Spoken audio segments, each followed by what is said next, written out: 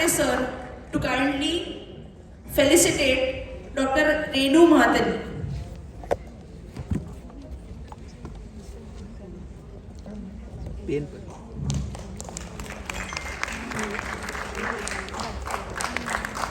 Let's give a big round of applause. Ladies and gentlemen, I feel privileged to introduce our distinguished keynote speaker, Dr. Renu Mahtani, a prominent figure in the field of holistic health and yoga therapy. With an extensive background in medicine and a passion for integrating traditional healing practices, Dr. Mahatani brings a unique perspective to our conference. Dr. Mahatani holds an MBBS and MD in medicine with additional certifications in yoga therapy from prestigious institutes in Bangalore and Kaivalyadham through Pune University. She is also a fellow in metabolic and nutritional medicine from the United States and an international associate for yoga therapy. As the founder of the Autoimmunity Treatment Center and Param Yoga in Pune, Dr. Mahatani specializes in managing autoimmune and degenerative diseases through a holistic approach. Her expertise encompasses various modalities, including breath therapy, yoga, and therapeutic Pilates aimed at optimizing health and well-being. Dr. Mahatani is also a prolific author with 2 books to her credit, Power Pranayama and Power of Posture, which explore the healing potential of breath work and mindful alignment for a pain-free life, respectively. Her work has been translated into multiple languages, reflecting its global significance. As accomplished orienter and educator, Dr. Mahatani conducts workshops on topics ranging from vitamin D and magnesium therapy to office yoga and emotional health. Her commitment to social causes is evident through her involvement in projects like Project D Magic and her role as Mrs. Pune in 1997 and a Goodwill Ambassador to the US Rotary International. Dr. Mahatani's professional affiliations include memberships in prestigious organizations such as American Board of Anti-Aging and Regenerative Medicine and the Malaysian Association for Advancement of Functional and Interdisciplinary Medicine, amongst others. Let us give a warm welcome to Dr. Renu Mahtani, whose expertise and dedication to holistic wellness promise to enrich our conference proceedings. Thank you.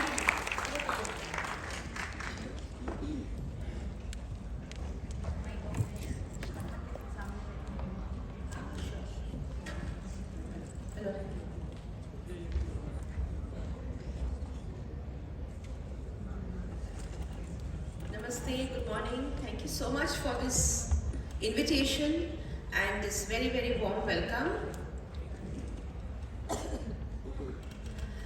Well, so I always feel very nice when I see a crowd of smiling people, a very warm environment here, like a very, homecoming. That feeling comes when you come to such a place.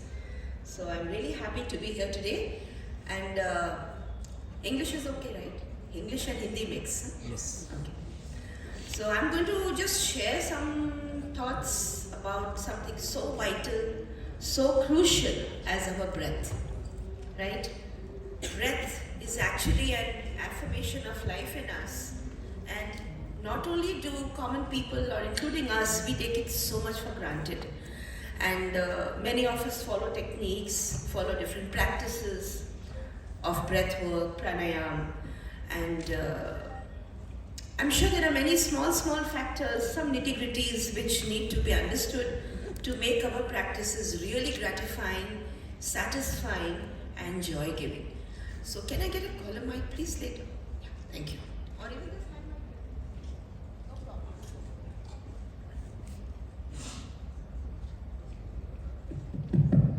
Hello.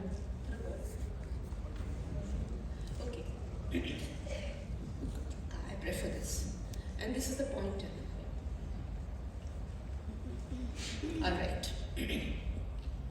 So I'm sure I'm in such a congenial environment where you pranayama are given the due respect, and we all know how popular pranayama is. I remember 20 years back, maybe a little more than that, 25 years back, it was not known. Thanks to so many personalities, thanks to the media for making this technique known to us. Right. So in today's time, we don't want roti kapda makan, isn't it? We all have it by divine grace. What do we really need? Energy? I'm sure you'll agree with me. We all need energy, right? To be able to perform our respective duties and everything well. Then what else we need? Happiness. Yeah, yes, coming to that. Happiness. Don't we want to be happy? Yeah. So we want energy, we want happiness, and right, like you rightly said, we want to be healthy. We want good health, right? So now these three things, no money can buy. No money can buy. They are a part of well-being, something which we cannot really quantify. Medicine, we have so many tests. This was a single test which can tell that, oh, I have so much kilogram of well-being and she has so much kilogram of well-being. So it's very difficult to quantify it, but this intangible factor which cannot be measured, it governs the tangibles. Psychosomatic diseases, we talk about them. 90% of diseases today are coming from the mind. So this mind factor cannot be tangibilized. Similarly, well-being cannot be tangibilized. But the good news is, there is a powerful tool given to us, this living human body, our breath, which can give us all three: health, happiness, and energy. Right? Let's see how quickly. So let's see the energy aspect first. The word itself, prana, pranayama, right? Prana means that life energy which is governing every function of this human personality. So pranayama is talking about this life energy, doing something to it. And yes, although we cannot measure it in terms of a unit, we have proof. ECG, we hear about it. You take up, because this question was asked to me by many of my so-called colleagues and contemporaries. Hey, initially, what talking about pranayama? How do you know? How do you prove it? I said, take an ECG of a patient. The electrical waveform is a proof, right? And what is the ECG of a dead body? Straight line. There is no electrical activity. So what more proof we want? Yes? So there is prana. And how does it manifest in ourselves? At the level of our physical body, it is our energy. At the level of our mind, chitta, it is our mental energy, the thought process. At the level of intellect, it's our buddhi, intellectual energy. And even our spiritual energy is a manifestation of this prana in us. So when we do pranayama properly, with the right attitude also, we get prana. Friends, at this juncture, off track before this slide, I would like to share a point which touched me, because 35 years I've been into medical practice and pranayama and yoga and all. We see people doing the best of techniques. Best of techniques. They have a beautiful, disciplined life and they're doing the best. But yet, they're not happy, they're not healthy, and they don't have the energy which is expected to be there. The question is why? Any answers? Sorry? Somebody said that. Attitude. Right. Great. It's the individual attitude that matters. So if the same person has, let me be a little crude in talking, black and white in talking, a negative attitude, and you know what all it covers up. I don't want to get into that. Huh? You know what happens? This entire pran, which has been obtained with techniques, is getting short-circuited. It's like a drain of prana. So there is no retention of prana in the pranic body. So it's very true, our attitude in life governs the outcome of the practices. So energy conservation, energy getting is important, and equally important is energy conservation.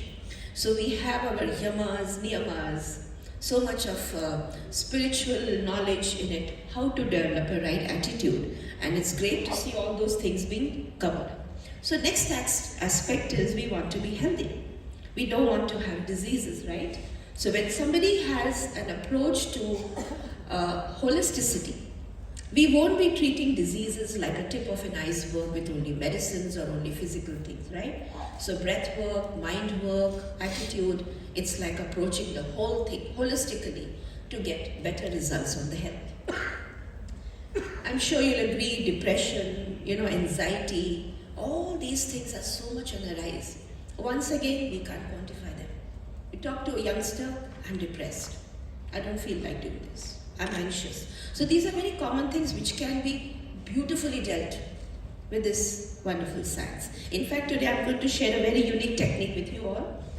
Technique which is an antidepressant, something to overcome brain fatigue, something which you can call anti-aging, right? Technique which is not commonly known in the domain of pranayama, but it comes from India, not known to Indians, studied in the West and documented, right? So we're going to do that in a while.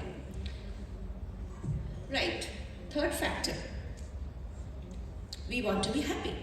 When somebody is in stress, we are not happy, right? So that happiness takes us to stress management. And stress which is giving problems is called as distress, like we all know. So we have to deal with it. Life is like this, man, too many problems, too many demands, and it's like a clutter. Traffic jam, not only on the roads, but in our mind too, of the thoughts, of the demands on us, and this stress bomb explodes some or the other time, giving rise to so many problems. So I thought, let me make it simple. Mathematical equation about stress. Distress, or the bad stress, is equal to what? Stressors upon resources. So stressors could be a traffic jam, it could be some person in our life, lack of money or whatever. So we all have stressors, which many times we can't reduce, they are there. So the lower part, the denominator of the equation is resources, which is the inverse relationship. So if we have more resources, our distress can become less. And friends, I'm sure you know, one of the resources we have is our breath, which nature has given to us. Even a newborn child comes with that, and we have to nurture it properly, our breath. So the time for mindful breathing as a tool to stress management. Now we'll go on a little interesting journey. How our breath and mind are related in practical terms. We're going to talk very, very practical and simple.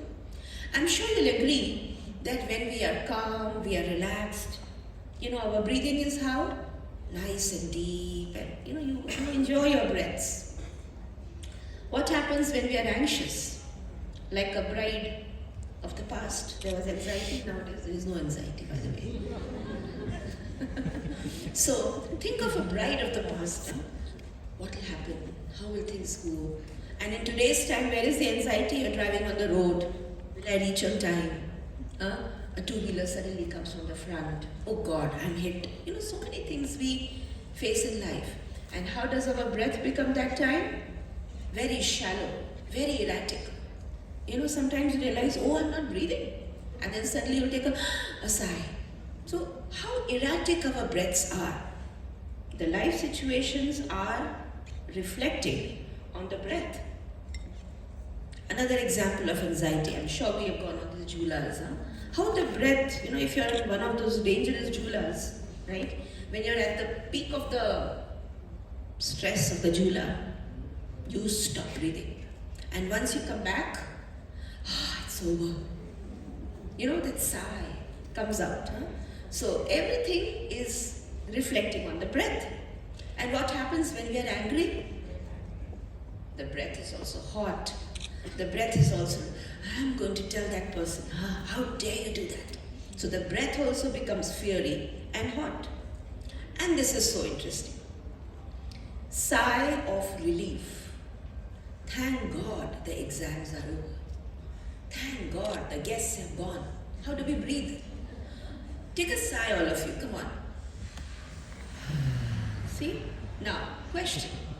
Are you inhaling or are you exhaling that time? Just note that. Keep in mind. Okay. So whenever you take a sigh, we exhale.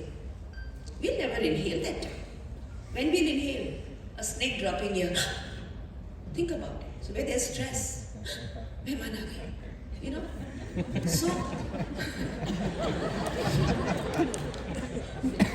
So see how the breath is the language of the mind.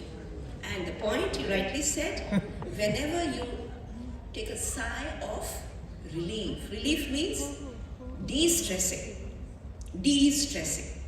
We are exhaling. Just keep that in mind, okay? So, this brings us to the point, exhalations are important. Even in today's time, I see many, stress management workshops, even yoga workshops. They say take deep breaths, they're very good. Totally agree. But the point is, how do I take a deep breath? If today we say take a deep breath, what will do most of us? We inhale. First thing is we want to inhale.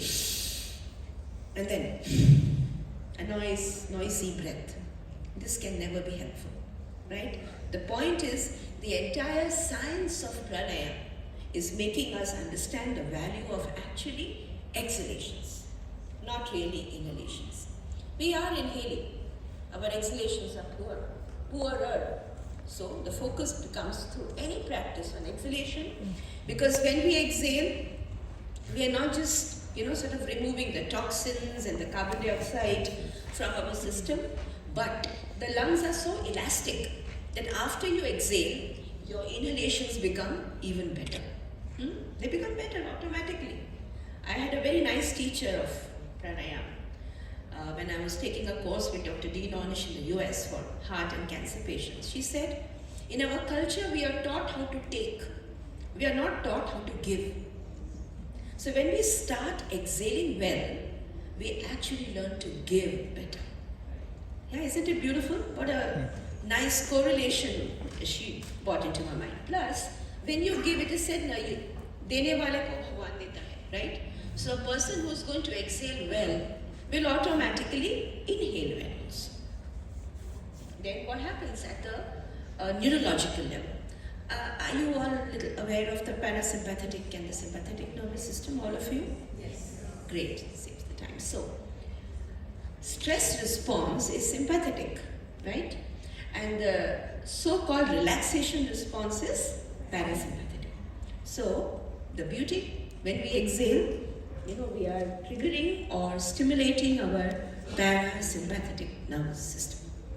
So, it is nullifying the effects of stress that has accumulated in our physiology. So when we exhale out well, we are becoming more parasympathetic. And then that feeling all is good, all is well. So, mind and breath are deeply correlated. Our breath is like the mind reflecting itself. And so the good news, if you change your breath, or you enhance your, let us say, or you improve the quality of your breathing, we improve the quality of the mind too. And kosha wise also, if you think about it, Annamaya kosha, Pranamaya kosha, Manomaya kosha. Although they are not physical demarcations, but functionally, you do anything with the Pranamaya kosha, it benefits both sides, Annamaya kosha and the Manomaya kosha. And now science has proven it very beautifully that when we do deep mindful breathing, it is working on certain parts of the brain which is good for us, right? And beneficial to us. And like, okay,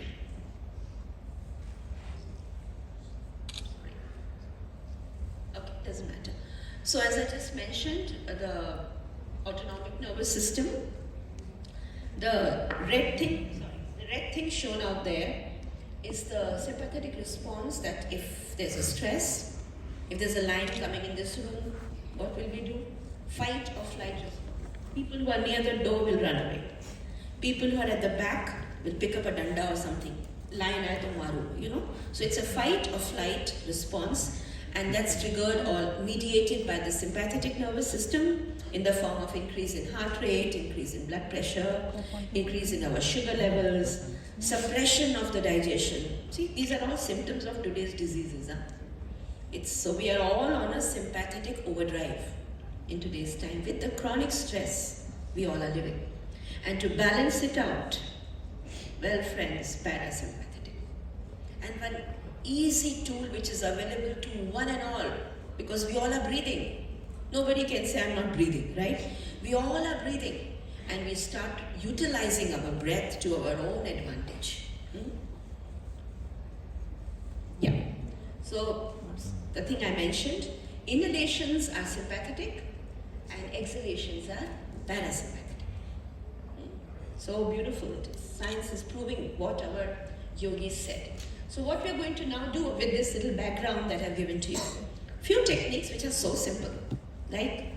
But we are going to talk about them so that we can implement it a little better with a greater understanding, is belly breathing. Simple, I'm sure. Say, hey, kya pata nahi, belly breathing, mere ko to aata hai.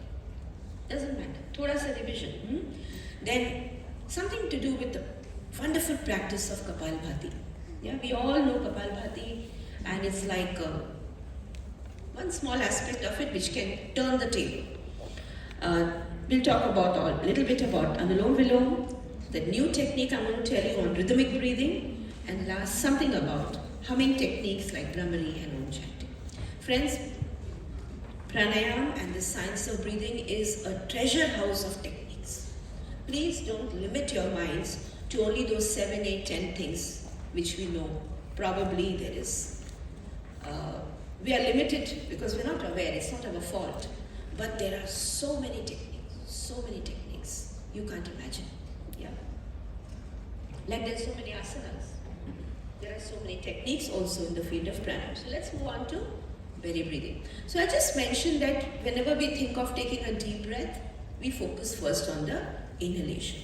Friends, the focus should be on exhalation, because then we will not make a mistake. And what is a mistake? Should we do a small experiment? Breath exhalation. Yes, yes. And let's be very honest about it, right? Yes. We all can be making an error, it's fine, right? So first thing is, we are not going to sit with our backs resting on the chair. First thing. Reason being, I'm sure you know, in olden times, we never had chairs. When yoga was conceived, we were not only sitting on the floor. If we had a platform to sit on, we were forced to sit straight. The moment we get these back supports, the tamas of the mind takes us back. Yeah? We look forward to comfort everywhere. And in that whole process, we have actually lost the muscle strength needed to keep us healthier. So that's not my topic today, otherwise I'll move on to something else. So let's sit straight. Come to the front of your chair, please. Yeah? And now the experiment is going to be taking deep breaths. Alright? We all are going to take deep breaths and notice what's happening to the belly. When I'm inhaling, is the belly going out or coming in? So simple it is. So aankhein band karte hain. Should we close our eyes? Yeah? And let's take some deep breaths. Our own personal deep breaths. 2, 3. लंबा सांस लें और देखें पेट को क्या होता है. पेट अंदर जा रहा है कि पेट बाहर आ रहा है.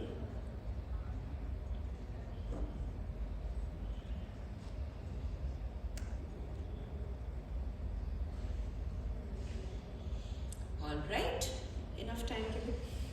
So how many of us feel that when you were inhaling, your belly was coming out? Please raise your hands. Okay. And how many of us have the different one, that when you are inhaling, your belly is coming in? Andar khich raha hai? No one. Wow. That's an achievement, huh? But the people who raised their hands were not 100%, huh? Mind you. So anyways, coming to the point, when we inhale, right, since the volume of your lungs is getting more, the diaphragm, that muscle, descends, and the belly should be getting sort of coming out. We're not supposed to push it out. Our bellies are already out, huh? So don't over push it. 2024, okay?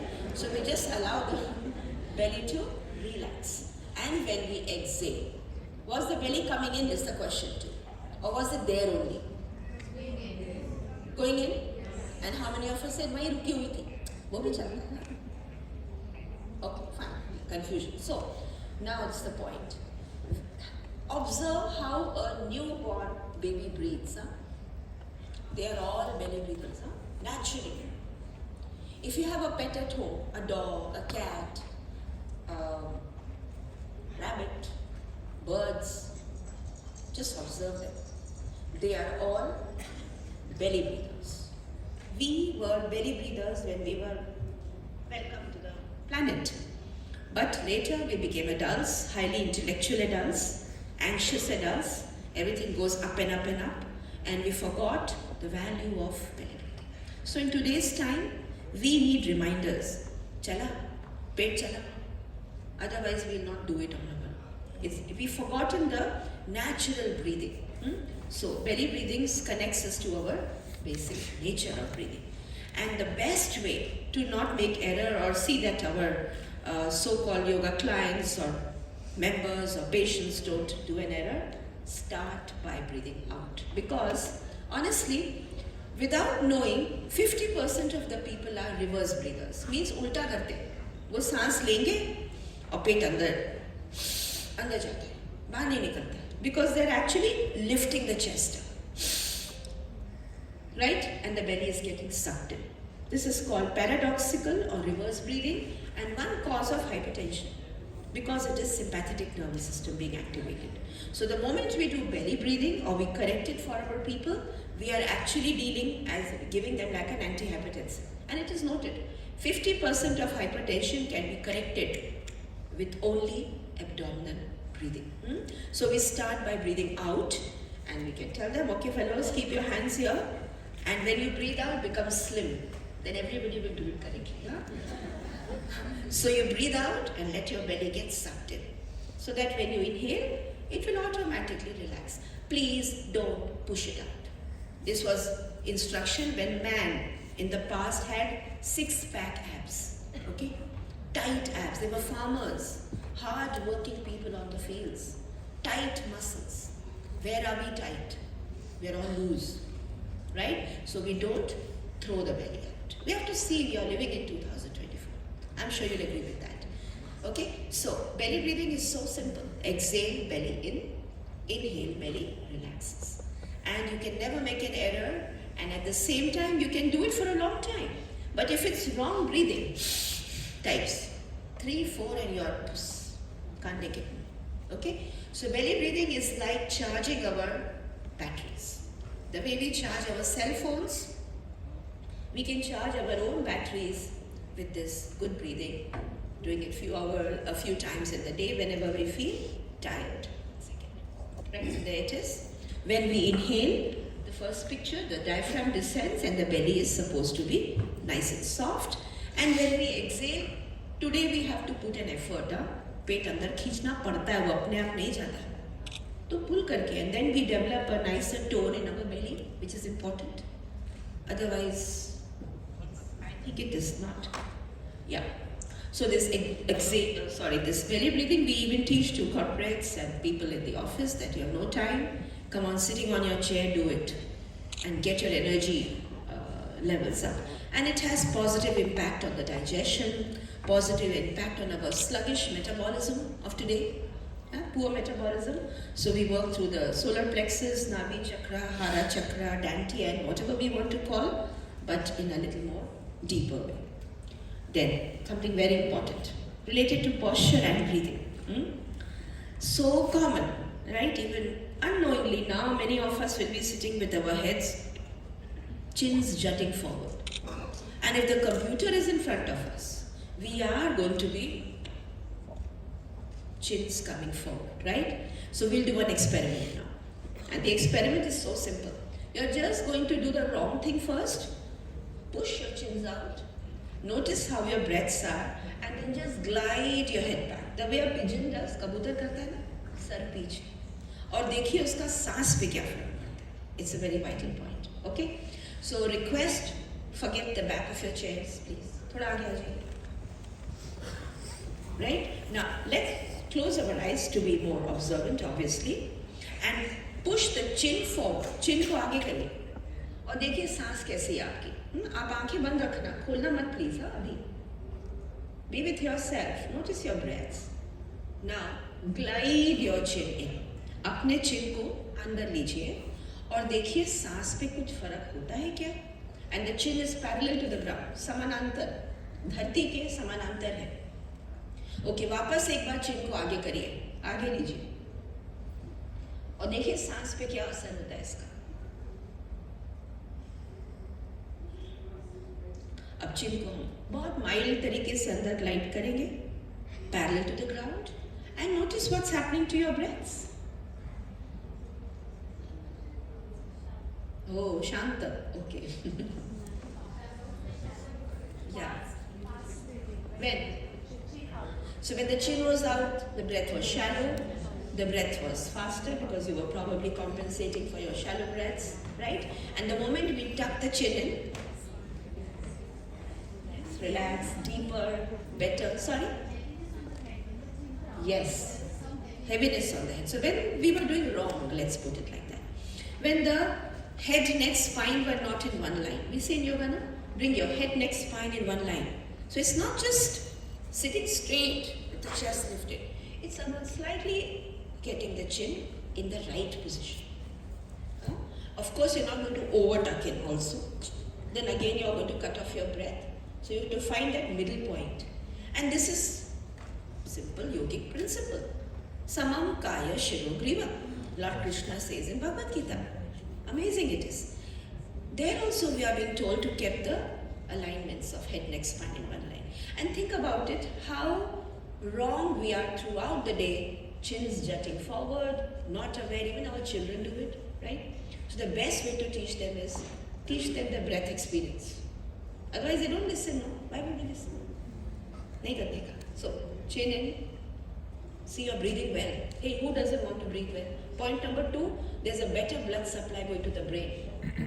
Otherwise, you're cutting off the oxygen and even the blood supply to the carotid arteries to our brain. So just see how this small posture tip made our breath better. And think of people who are doing the best of practices with their chins jutting out. I have seen people doing Kapalbhati.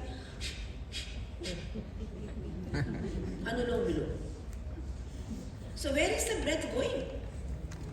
Where is it really reaching us? So very fine point, but very important. And friends, by correcting this head, neck, spine alignment, you can even prevent the neck pain, the cervical spondylosis, which all eventually comes up. Okay? So this was a pointer I wanted to definitely bring. Otherwise, the life is like this. Everyone has a computer in front. Everybody's head wants to get inside the screen. We are so intellectuals nowadays, huh? And that makes our breath shallow, erratic, poor breathing out. We discussed all that. Effect of wrong posture on breathing makes us reverse breathers. So before we embark on practicing pranayama, we need to do these small corrections. Okay? Then sitting. Many times people think that till they cannot sit on the floor, they cannot do pranayama. Sorry, I don't agree with this. Till we breathe, we all can do pranayama. We are not going on difficult things like plavini karna hai. We just want to correct our basic breathing, breathe well, and we can get the benefits. So why not? Okay? So sitting is important. At the same time, if somebody cannot sit on the floor, I'm sure you'll agree, kursi pe baith ke karo. ठीक है, chair आसन बोलते हैं आजकल. हाँ. Now the point is, if sitting on the floor, first picture is a different type of back, you can see. Second is a different type of back. Now both are wrong. And if somebody is sitting like this and doing pranayama, they'll say, "Po kya? Kamar dukta hai pranayama karne se." Hey, don't blame the pranayama, yaar. Sit correctly. We are blaming the pranayama. Kapalbhati karne se kamar dukta hai. Galat kar rahe. Posture is wrong. So we need to correct the postures. Huh? So now in the first picture, where the back and the hip joints are very tight. This is very common in young boys because hormonally also the muscles are tight. Huh? So if it is happening like this, it will not help. And the second is with an overlaxed body. Ulta. Huh? We tend to overlift the chest and see how the curvature of the lower back is overarched. This is going to give a backache. So what do? Obviously get it straight, and to make it happen, the best thing is take a cushion. ये देखो, तकिया पे बैठ जाओ. Take a small cushion, sit on it. This will correct all the postural imbalances, and you will notice that you will start breathing well. Sitting on a cushion, whether on the floor or on the chair, can be very beneficial. right? So this was a bit about belly breathing, posture, thoda sa corrections, whether it is the lower spine or whether it is the head and neck. Yes, please. She's asking, can we take wall support? Well, if somebody has a very weak musculature that they can't sit straight, take a wall support. But the wall support should not be like this. I'll show you it.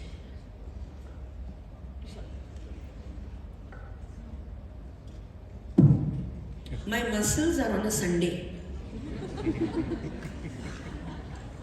And muscles are like cement, okay? If the cement becomes weak, how will the bricks remain in alignment? How will the bones and the joints remain in alignment? We talk about alignment, friends, okay?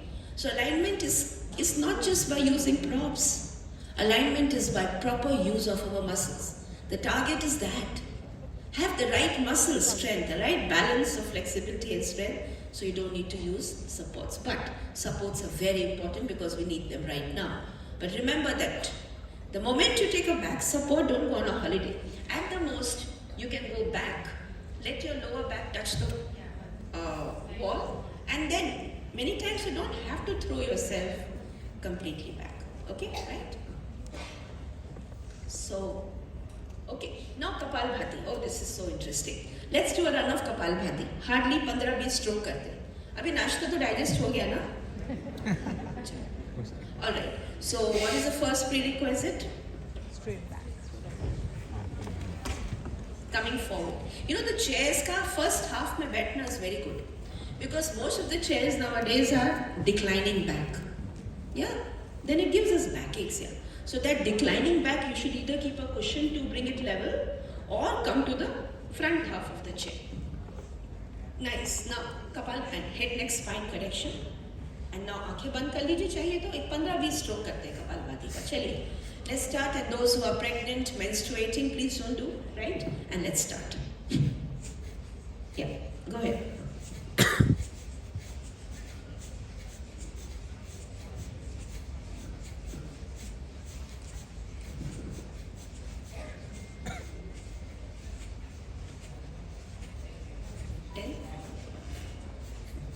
Okay, stop please, stop. Fine. So, time बहुत कम है, वरना बहुत experiment करते थे हम लोग. We should not be making too much noise when doing kapalbhati. That's a quality in kapalbhati, हाँ? क्योंकि ये आवाज आता है नाक के और चेहरे के स्ट्रेस का. No contortions on the face. If you smile and do it like Gautam Buddha's expression, the kapalbhati gets deeper because then you start using your belly more rather than your facial muscles. So just keep that in mind. Now the main point. एक और run करेंगे कपालभाति का, and we stop the practice and notice what happens to the breathing after stopping. ठीक है, चलिए. So let's start. हल्का सा smile. देखो कितना मन शांत हो गया, हाँ? कपालभाति. आंखें बंद. Close your eyes. Okay, and आंखें बंद रखिए and stop and see what happens to your breathing.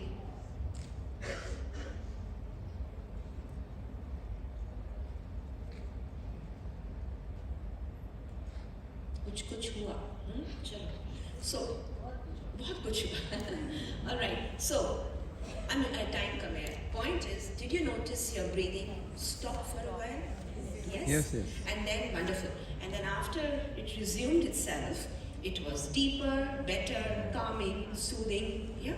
So the point is, this is the completion of Kapalbhati. It's not in doing 1000 strokes, 500 strokes, 10 minute kiya, 20 minute kiya. Doesn't matter. How you do is more important than what you do. In everything, right? So here also, if somebody cannot do 200 strokes or whatever, do 30-40 strokes. Enjoy this so-called Keval Kumbhak, the pause that happens spontaneously, right? And that's the time the mind is totally parasympathetic and there are no thoughts in the mind. We all talk about dharana. Dharana ho dhyan ho gaya. We get a glimpse of that meditative mind. where there are no thoughts.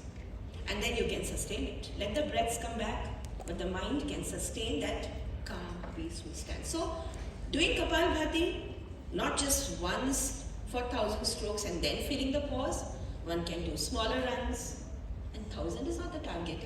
Even 300, 500 is good, based on our starting point. And feel this Keval Kumbhak, please, please teach it in your classes. And that's what will never give hypertension to the patients. People ask, I'm having high BP, can I do Kapalbhati? So technique matters. If I'm making all the noises, I will get hypertension because of Kapalbhati. Yeah? But if I can feel the Keval Kumbhak, feel the pause and all, I'll be able to actually bring down the high blood pressure of the people. So yes, ma'am. Position of the hand. See, honestly, one can do both ways. Finally, it's more important that we breathe correctly. But theoretically, Kapalbhati is a kriya. We are giving out. It's not really a pranayama.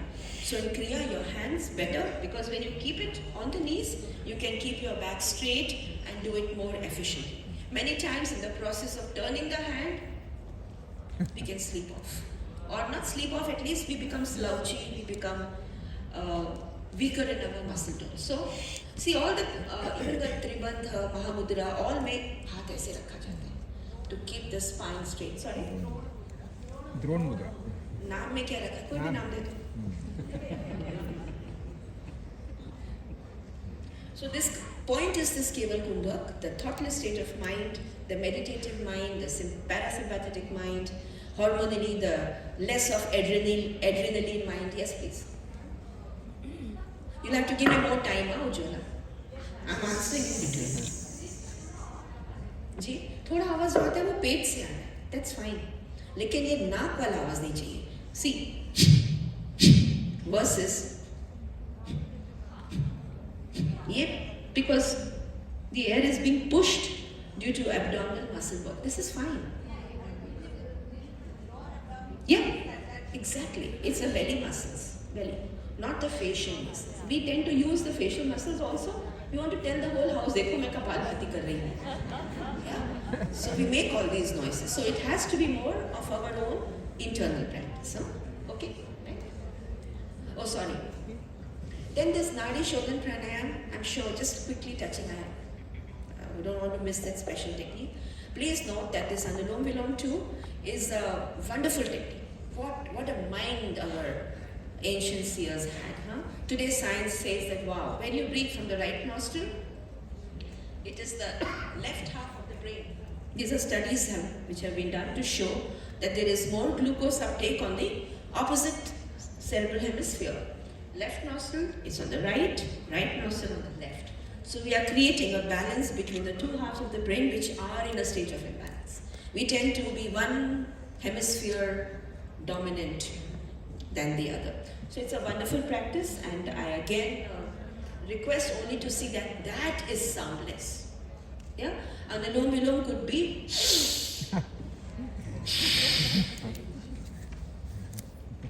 no. It could be no sound. It's so beautiful. You don't feel like leaving it here. It's so beautiful. And this one so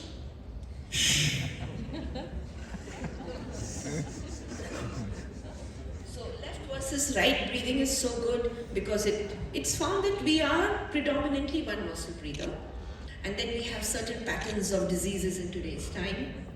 And when we do this balancing breath, we are creating a balance in our physiology, in our neurology, in our endocrine glands, in our hormones. It's mind-blowing. When science substantiates it, we say, wow. But think about the wow factor when they thought about these things. Huh? Now, this rhythmic pranayama, one of the techniques, let's do the technique, theory hatao. Huh? It's about finding the right ratios. So, our, the Hatha Yoga Pradipika also beautifully says that to increase the exhalation, right? Then later on you add the kumbhaks and all. Kumbhaks comes later, friends. Huh? Don't focus on kumbhaks from very early, because we're not capable of doing it well. So one, like Swami Sachidanand, he was the founder of Integral Yoga. Of of course no longer there in physical form. He used to say that if you can have a ratio of 10 is to 20 seconds, means 10 seconds inhaling, 20 seconds exhaling comfortably, then you are eligible to add kumbhaks. Right? And we are hardly maybe 5 seconds, 10 seconds, 15 seconds breathers. So let's wait, not be in a hurry about kumbhaks. But rhythmic breathing first involves creating a rhythm between at least equalizing the inhale and exhale. Because in our regular breathing, we are inhaling small and we are exhaling smaller. So first let's try to bring a balance, because then it creates a synchronization between the heart, the breathing and the brain rhythms. You must have heard about HRV and all, heart rate variability factors and all. So he's I always like to bring forward his name because he's not from India, he's in the US, Dr. David Chano of Khalsa, who's done a lot of research in special breathing techniques associated with the University of California in treating so many mental disorders and also these techniques, which I'm going to share with you, just one of it, I learned through him, and he always gives the credit to our country. Yeah, so let's do that. I think. Sorry, I'll have to keep the mic down, but I think I'm loud enough. Time नहीं है, हाँ. So ये बहुत मस्त technique है. इसमें क्या है? How do we breathe? First breath की बात करते हैं. We will break our inhalations into 4 parts to start with. Ideally it is 8, but we will do 4. 4 parts to inhaling and 4 parts to exhale. मुझे एक सांस को 4 भाग में तोड़ना है. कैसे? I'll make a little noise so you can, and you will be making little noise here. Like in Bhastrika, for example, you make noise here. It's okay. It doesn't mean everything has to be noiseless. So, how is it? 4 बार सांस लिया, 4 parts में लिया और छोड़ना भी.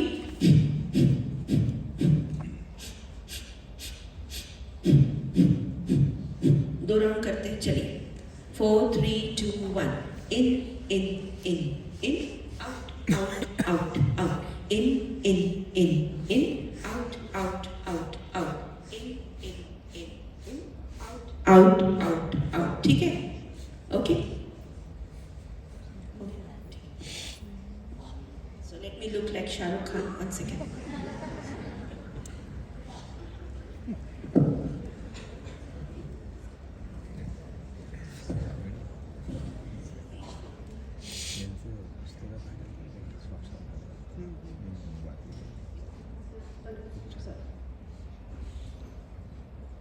Can you hear me? Yay, nice. Thank you, Ria. Okay. So, सांस का हो गया. Now keep the सांस aside. We're going to do some physical movements. What? We're going to keep our elbows by the side of the body, and our hands are one palm turned up, one palm is turned down. Alright? And we create this type of movement. Simple. Very easy. Our elbows are touching the side of the body. And it's a tick-tock, tick-tock, tick-tock. How come this awaz is happening? You know what? You're not supposed to tap it on your thighs, huh? In the hawa. Hawa mein. And it's not a big movement. Wait, abhi to challenge aane wala hai, huh? It's a small movement, rhythm. It's like you started playing the tabla. Now we are going to superimpose a breath on it. So this 4-part breathing we will do here.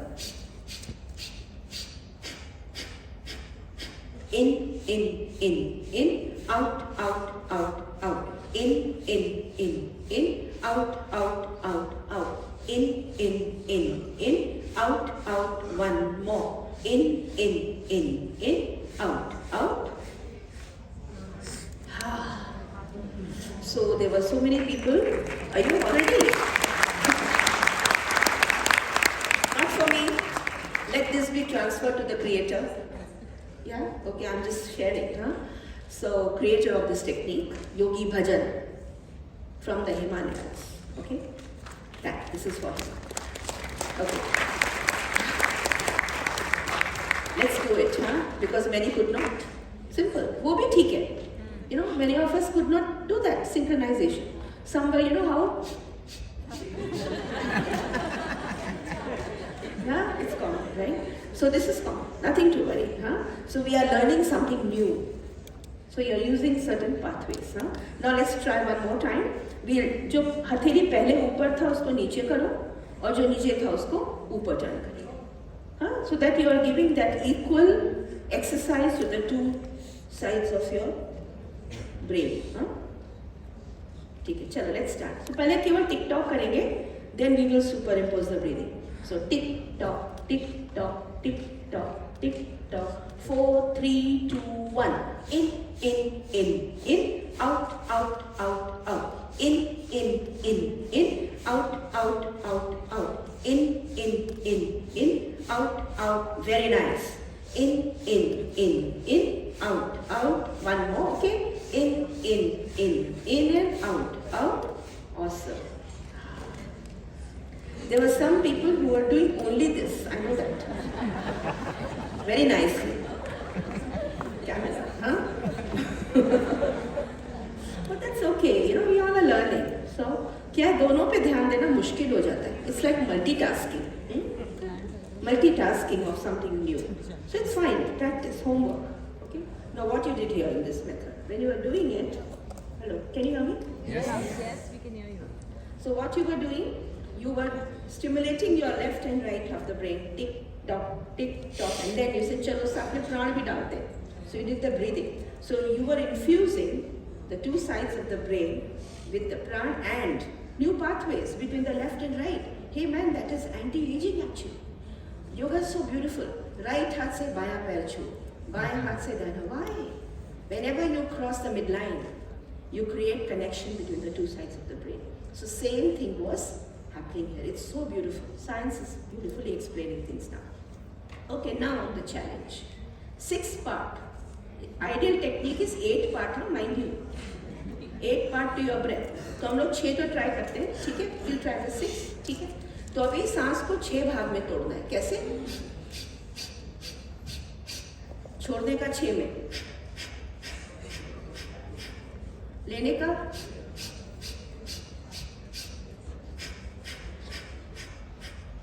ठीक है. तो इसके लिए क्या करना पड़ेगा? सांस के पार्ट को छोटा करना है.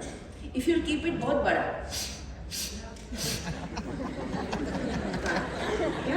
so you're not taking 6 breaths, you're breaking one breath into. जैसे नहीं खाना अच्छा होता है, अच्छा बनाए ना, that type of sniffing action. So let's practice it first. 4, 3, 2, 1. In, out, out. In, out, out. In, out.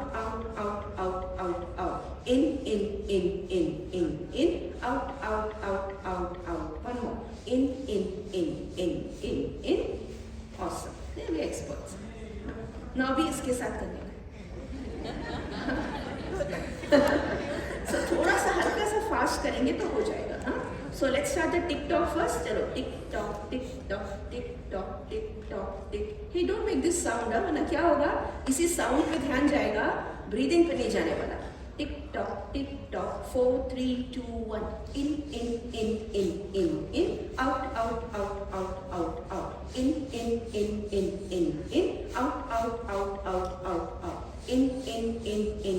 In. Out. One more. In and out. आंखें बंद, हाथ नीचे. Notice your breaths and mind. Notice your mind and just your mind. I'm very sure there are no thoughts. It's an absolutely calm, meditative mind. ऐसे कि किसी ने सफाई कर दी, अब एकदम साफ हो गया. And that's the beauty of these breathing practices. Everything physical that we do has a mental correlate. And we miss that. So when you experience it, that experiential aspect makes it the wow factor, and then we do it with more confidence and we teach it with more confidence. So, challenge tha, I know, same challenges, it's all about practice. So once this way, once this way, and this really makes you fresh. It's like you've had a cup of tea or a cup of coffee. So this is one example of rhythmic breathing, just a glimpse of it. It has some other parts to it as well. Sorry, we can not do everything right now, but note that wow, they are. And these techniques can be taught to your patient, to your people. to your clients in your classes. Yeah? At least 4 karo. Wahi kara do, that's enough, sorry. Don't think about the stomach here because it's about your entire chest. So here is not Kapalbhati. Don't focus on the belly. Focus on the coordination and the synchronization. You're taking it above that, huh? Okay? It's not Kapalbhati. Good question. Because see, Kapalbhati means it's all active exhalation. Here it is breaking into active inhalations and active exhalations. Right? So it's all more on the chest. Sorry? Chest breathing. This is more chest breathing. You can say your Bhastrika is like being broken into parts. Huh? Now coming to Bhastrika, I have to say that. Huh? Bhastrika is not lifting the chest, please. Yeah? Bhastrika is sides of the chest. Your, what do you call them? Lower 6 ribs. Floating ribs, correct. The floating ribs, thank you, have to open and come in. So the practice is, like this. This action rather than, so that's good breathing. Anything you ask something from that? Okay, fine. Then last, little bit about chanting, humming, which we all do, whether it is Om chanting, it's so beautiful, right? It's amazing. Chanting is one thing which is very powerful. It's a power pack, everything in there. And friends, when you chant, you exhale. Nobody can chant while inhaling. That will be out of the world. Huh? So whenever we are humming Om or Brahmari, it's a exhale. And when we hum or do any of the two, we are prolonging our exhalation to 3 times, 4 times without realizing it. Just think how parasympathetic it is. Yeah. At the same time, just making it too long. Like sometimes, like you say you're humming, and you want to make it long. So,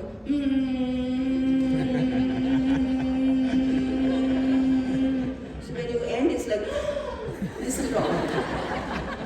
Yeah, because these are the technical errors we do.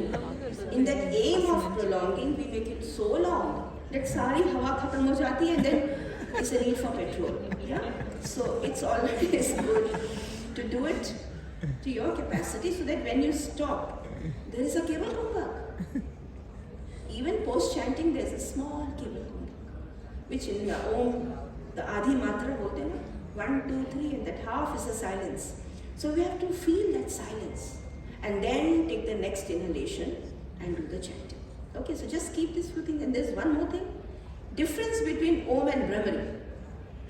There's a difference, right? Yes. Let us say not Om. The Ma of Om. That Ma and the Brahmari, it sounds the same. Say I'm saying the Ma of Om, and what is Brahmari ka sound? It is Na. N. Big difference. Big difference. We don't realize it. So when we do Brahmari, we are doing the Khichadi Mudra. Tongue up, touching the roof of the mouth. And when you do that, the sound becomes palatal. It's not a labial sound. The ma, mama, this ma, lips, labial. Na, na. Your tongue goes to your palate. It's a palatal sound. So when we do Brahmari, it's a na. And I say ma ka, sounds the same. But the vibration is totally different. Huh? 1 minute करके देखें. हाँ? चलो हम लोग क्या करेंगे? We will just do the humming of ma, which only you will know. I can't differentiate ma, and halfway उसको न बना. देखो क्या होता है. हाँ. And see where you feel the vibration of the ma and where you feel the vibration of the na. ठीक है? 3 बार करते. So let's close our eyes, breathe in, and start your ma first. मैं ना आधे में ना करो, ना कर दो उसको.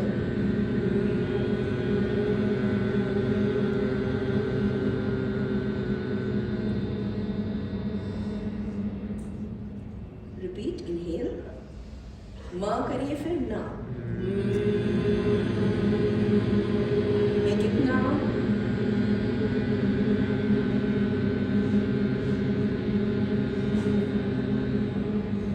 See, you're exhaling so long, huh? Now inhale. Start with the ma. Make it now.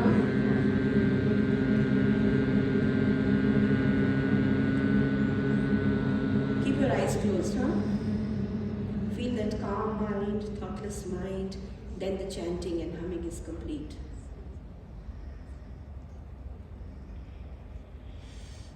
Well, friends, sorry, but I have to ask you to open your eyes. Yeah. So ma and na is different. Yeah. The vibrations of the ma are more cerebral, means peripheral, face, the cerebral cortex that we have, and the vibrations of the na is more axial, through your midline, inside. So it is going along your brain stem, the hypothalamus, limbic system, and the center. So beautiful it is.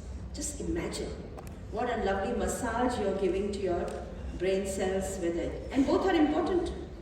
Both are important. No, nothing is less important or more important. So I think with this, friends, I'm going to take a pause and stop here. So it was great to be here and given this platform to share these super simple things.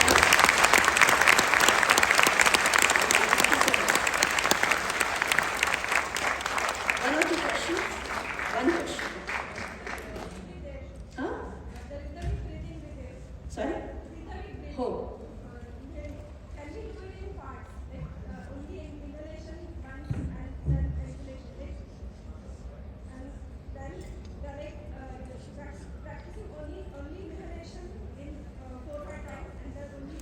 Hey, come on, yaar, you will need practically करके तो देखो यार. How can you be only inhaling, yaar?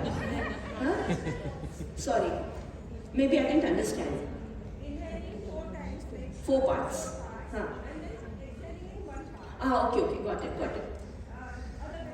See, I understand these are these techniques which we do in like a warm-up before pranayama. They are mentioned in many of the yoga books also. Stepped breathing, Vilom, there are names given to that. So you step in inhalation and then exhale. Step in inhalation, exhale. And then inhale and steps in exhalation. This you can do for your practice. Why not? But honestly, it will be very difficult to coordinate. Say for example, you are inhaling. I don't know. How will that be? You will not be able to create the rhythm. So you practice your breathing separately. No problem to bring that breath stamina. But here it's about for learning how to coordinate. So we anticipate that as yoga practitioners, we know part breathing, right? But here it's about the coordination. So you can do all that like a homework or something. No, this is not. This is different. It's about learning how to coordinate, yeah.